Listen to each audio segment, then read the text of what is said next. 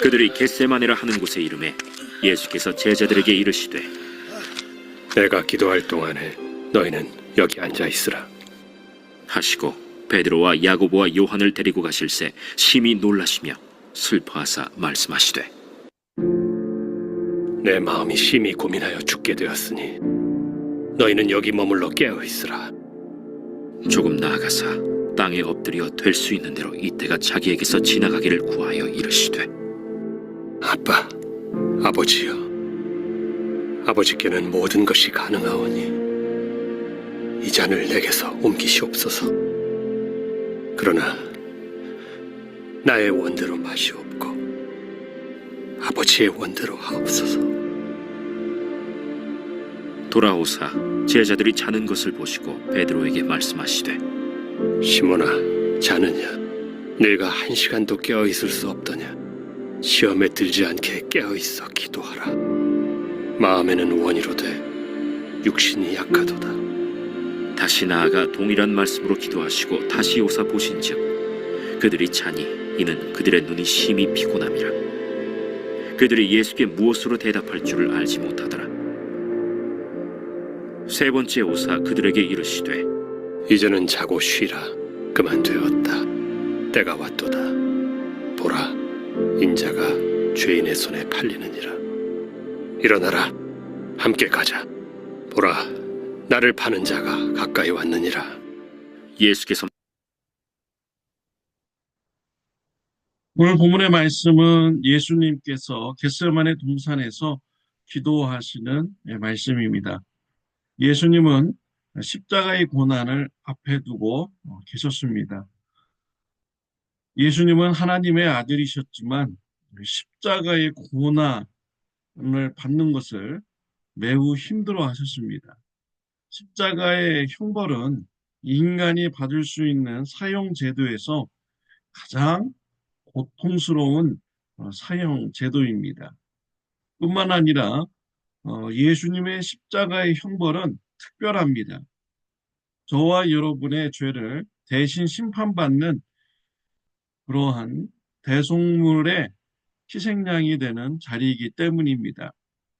그 심판의 자리에서 예수님은 철저히 하나님으로부터 외면을 당하셔야만 합니다. 이러한 영적인 단절, 예수님의 마음을 심히 고민하게 만드셨습니다. 예수님의 마음이 죽게 된 것이죠. 이러한 어려움의 상황에 있을 때 예수님께서는 기도의 자리로 나가셨습니다. 하나님의 은혜를 간구하였습니다.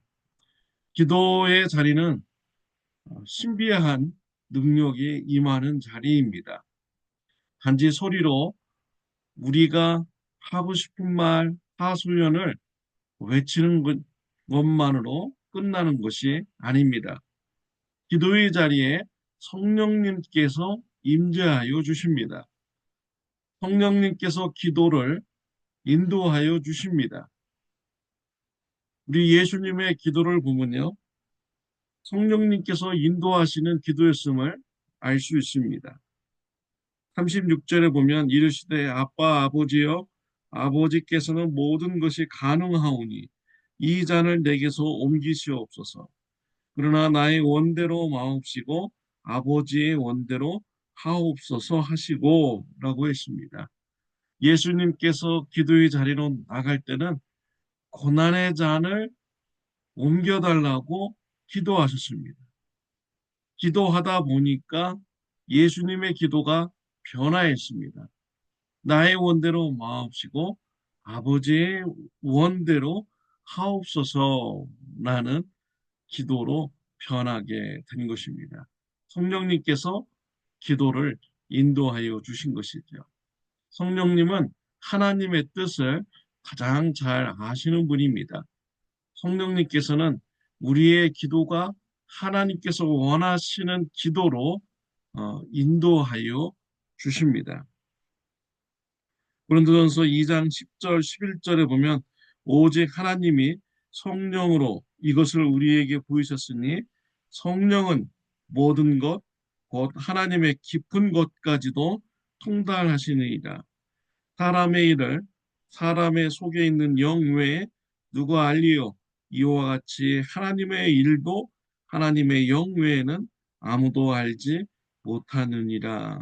성령은 하나님의 깊은 것까지도 통달하시는 분입니다. 하나님의 일은 하나님의 영만이 알 수가 있는 것이죠. 하나님의 영인 성령님께서 기도 시간에 임재하여 주십니다. 하나님의 뜻대로 기도하도록 인도하여 주십니다. 로마서 8장 27절에 보면 성령이 하나님의 뜻대로 성도를 위하여 간구하십니다. 성령님은 또한 우리를 하나님의 뜻대로 되어가기를 또 간구하여 주시는 분인 것입니다. 예수님께서도요, 사역을 하실 때 하나님의 은혜를 기도를 통하여서 받았습니다. 기도의 자리로 나가서 성령님의 인도함을 따라 하나님의 뜻대로 기도하는 삶을 사셨습니다.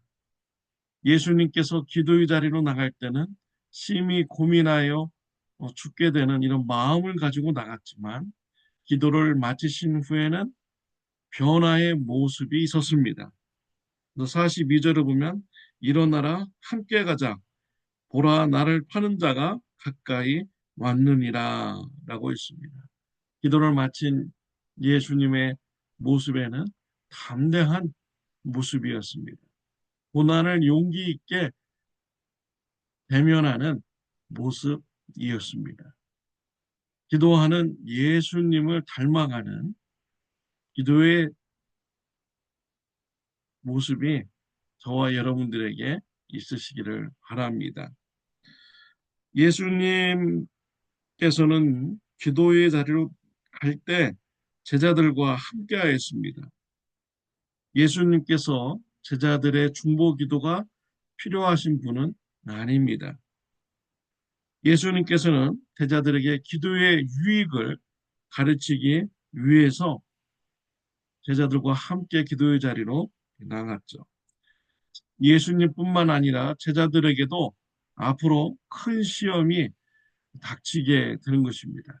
그러한 큰 시험을 기도로 이기기를 원하셨던 것이죠. 그러나 제자들은 온전히 기도하지 못했습니다. 기도하다가 잠들었습니다. 예수님께서는 잠든 제자들을 깨우셨습니다. 그리고 말씀하셨습니다. 38절에 보면 시험에 들지 않게 깨어 있어 기도하라. 마음에는 원이로되 육신이 약하도다 하시고 예수님은 제자들을 깨워서 다시 기도시켰습니다. 왜냐하면 시험에 들지 않게 하기 위해서 기도하는 제자가 되기를 원하셨습니다. 온전히 기도하지 못한 제자들 어떻게 되었습니까? 시험의 때가 왔을 때 제자들은 분노했습니다. 예수님을 잡으러 온 자를 칼로 쳤습니다.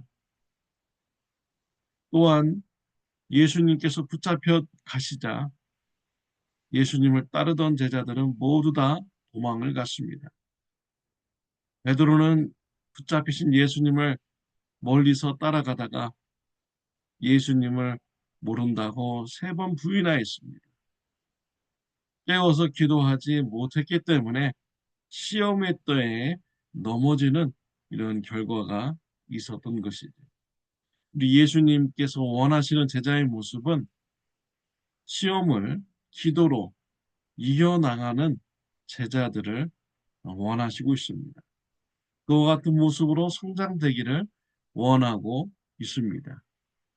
이러한 모습으로 성장되기까지 우리 예수님은 우리를 위해서 계속 기도하여 주시고 있는 분입니다. 예수님은 제자들의 연약함을 잘 아셨습니다. 베드로도 넘어지고 예수님을 3번 부인할 것도 다 알으셨습니다. 예수님은 그래서 베드로를 위해서 미리 중보 기도하여 주셨습니다. 누가복음 22장 31절 32절 말씀에 보면은 시몬아 시몬아 보라 사탄이 너희를 밀가 부르듯 하려고 요구하였으나 그러나 내가 너를 위하여 내 믿음이 떨어지지 않기를 기도하였노니 그러므로 너는 돌이키는 후에 내 형제를 굳게 하라. 예수님은 베드로의 믿음이 떨어지지 않도록 미리 중보기도하여 주셨습니다. 예수님은 바로 이와 같으신 분입니다. 우리의 믿음이 떨어지지 않기를 하나님 옆에서 중보기도하여 주시는 분인 것이죠.